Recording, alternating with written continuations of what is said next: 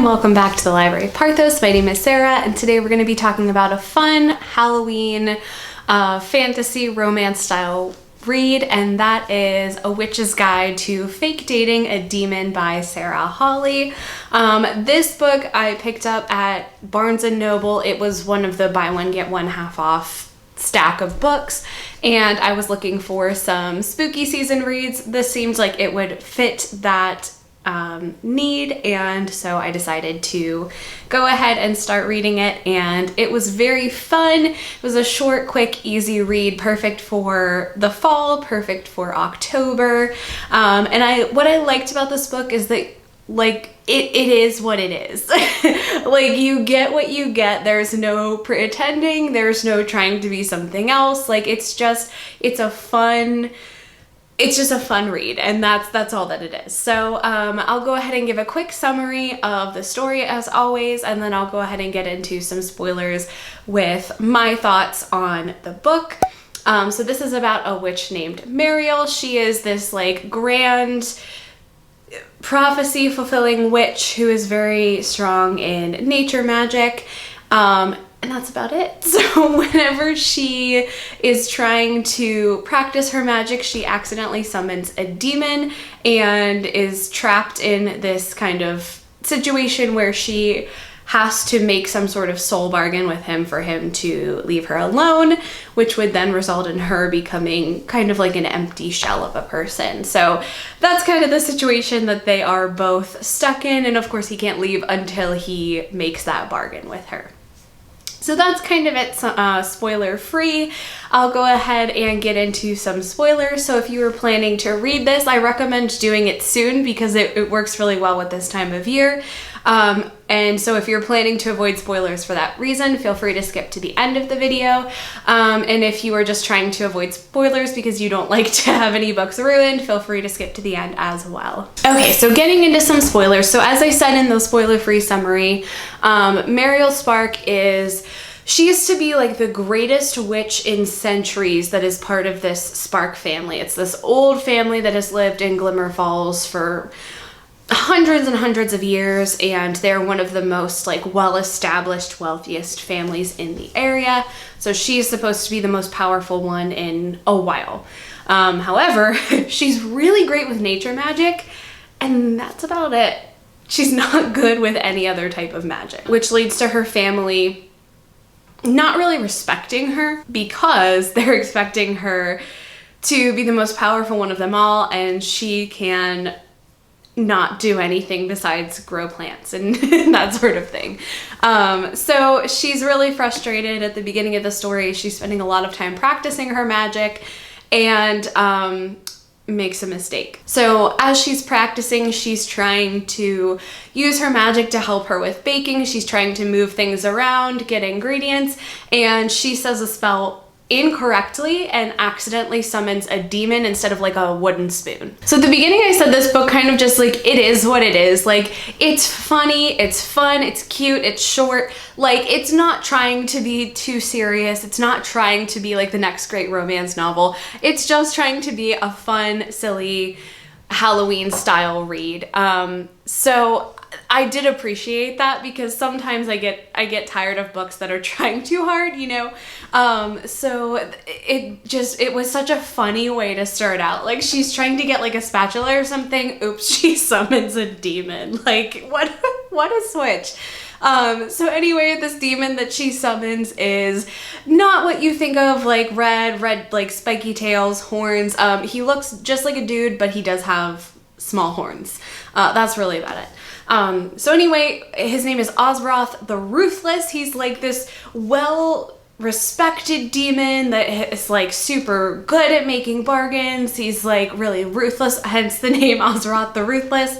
And yeah, he's been summoned by this witch who's not very good at magic. So the way that the demon plane kind of works is that it's just naturally very, very dark.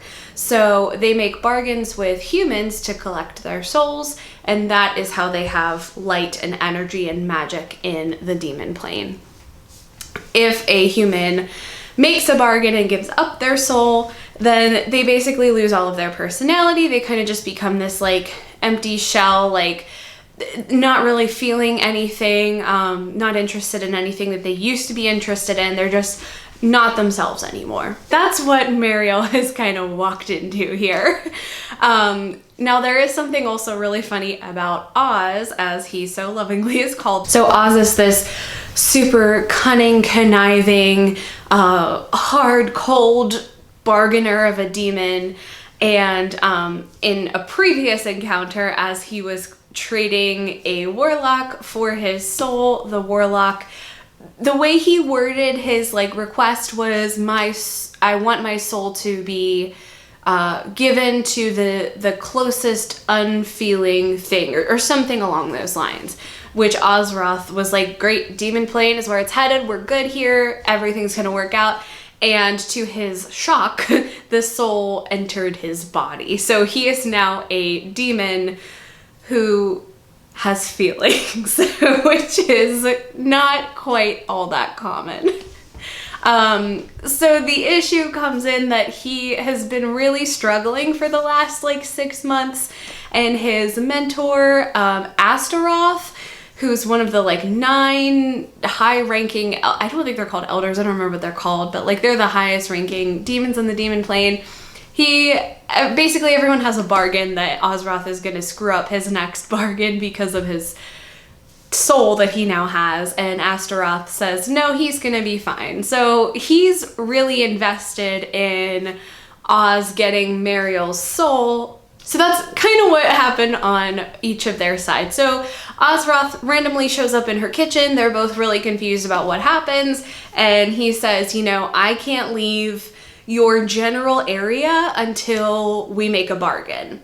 And because she's this super powerful witch, her soul is extremely bright, and he thinks like, this is a chance to redeem myself. I'm gonna be back in everyone's good graces. They're gonna think I'm powerful again once I get this witch's soul. So he starts looking for weaknesses, using all of his bargaining skills, trying really hard to get the soul out of Mariel, and she's just not really interested. A kind of a side story that's occurring in conjunction with the main story is that the mayor of Glimmer Falls, who is the mother of Mariel's best friend, so her best friend's name is, I think it's Caladia? I think that's how it's pronounced. It's similar to Cascadia, I think, so it's Caladia. Her mother is the mayor of the town, and she has kind of signed off to have this luxury spa built where the hot springs currently are, which would mean cutting down many, many trees, uprooting many of the animals that live there. And so there are quite a few people in the town who are not having it. So there's a lot of protesting, town halls, those sorts of things going on throughout this story. And Mariel, Caladia, and their other friend, I think it's Themi, who's a pixie, they're all involved in kind of protesting this spa that's going to be built. Caladia's mother and Mariel's mother are also best frenemies. So they're like best friends who are constantly competing with each other to see who has stronger magic. And there's this big fall festival every year, and they have this this is another one of those things that like I just love that this book is like it is what it is. This show, like their feat, their show of using their magic, like I'm the most powerful witch because, is a pie baking contest. So they have to bake a pie with like the wildest ingredients, and they'll use like teleportation, I guess, to kind of like get ingredients from different countries. They'll get things from back in time, from the future. So it just cracked me up that of all things, it's not a duel, it's not like some sort of, you know, Triwizard style tournament. It's a pie baking contest to see who's the most powerful witch. Mariel typically enters the festival with some sort of plant arrangement for the floral part of the competitions. So throughout this whole story, she's trying to figure out how she can get out of this bargain. She has her friends helping her. She's doing tons and tons of research at the library. Oz is also trying to figure out how to get her to accept the bargain, and then they're both kind of dealing with the protests. They get swept up in that, and also preparing for the festival. So at some point, Mariel's mother comes over, and because Oz has to stay in that general vicinity of Mariel until the bargain is complete, he's staying in her house on the couch.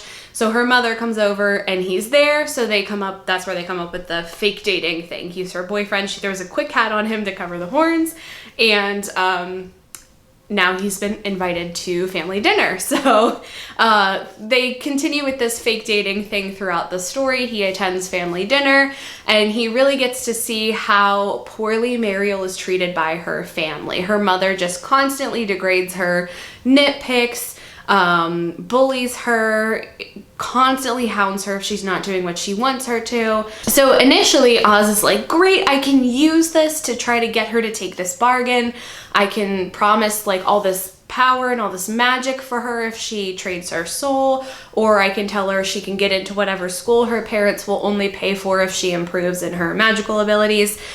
So he's planning to use this, and then like he really gets to see how upset she is, and just kind of decides like, that probably isn't something that I want to do, because I have feelings now. They're kind of hurt for her. So I'm sure it will come as no surprise that throughout the rest of the story, she is learning to kind of stand up for herself. Oz is helping her with that. She's kind of helping him work through his feelings that he has no idea how to handle. They're becoming closer, better friends. Eventually they form a relationship, and they are going to try to work out as a couple, even though eventually they're going to have to make a bargain, and she's going to age because she's a human, and he's not going to age as fast because he's a demon, but they're willing to just kind of give it a try. And as they are continuing throughout all of these things, still protesting the spa, still preparing for the festival, they notice that there are some spots in the forest that are like really rotten, like deep, dark magic is kind of ruining the forest.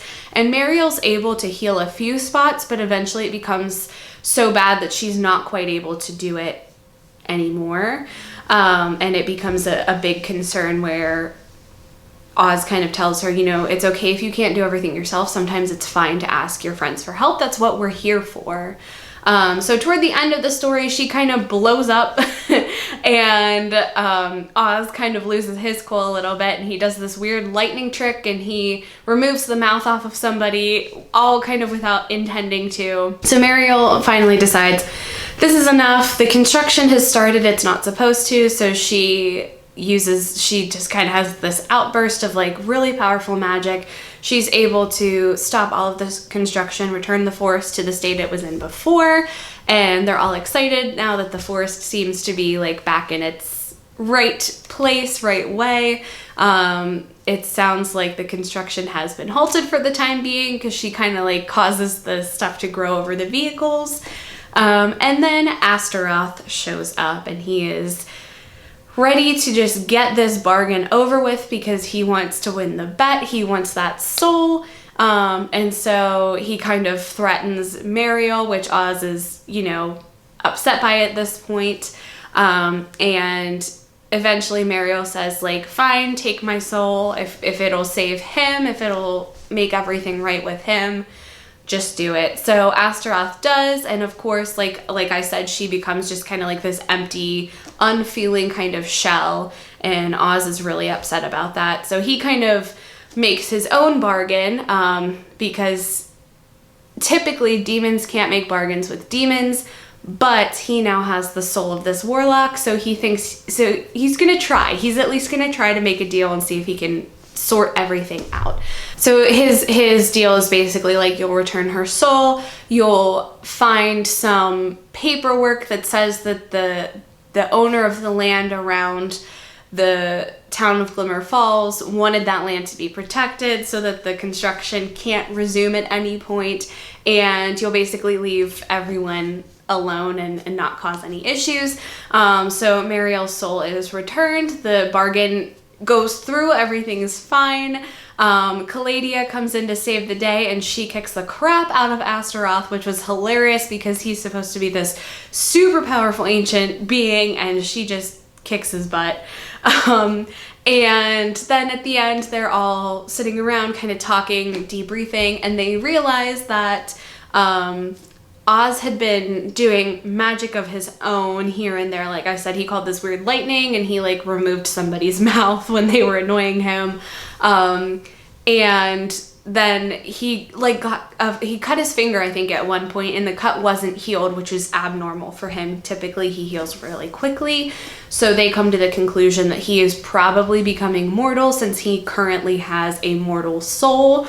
And so he and Mariel kind of celebrate the fact that they can live out their lives together. They don't have to make a bargain, and they will indeed age together as well. So that's kind of broad overview of the plot. There are a lot of little minor things that happen that I didn't touch on, but it is a really fun read. I definitely recommend. There is a second book coming out. I want to say it comes out in November, called A Demon's Guide to Wooing a Witch, which is all about Astaroth trying to woo Caladia, even though she beat the crap out of him. So I'm really excited to check that one out as well. And the first 2 chapters, I think, are a sample at the end of this book. So I have already read them. Kind of just reviews the last chapter of this book and then kind of adds a few more details. So no crazy spoilers, but I am looking forward to reading that. So that is the end of this video. If you have read this book, I'd love to hear your thoughts. There were a lot of really funny things. There were a lot of really sweet things. I really enjoyed it. As always, thank you so much for watching. Don't forget to like and subscribe, and I'll see you guys soon. Bye.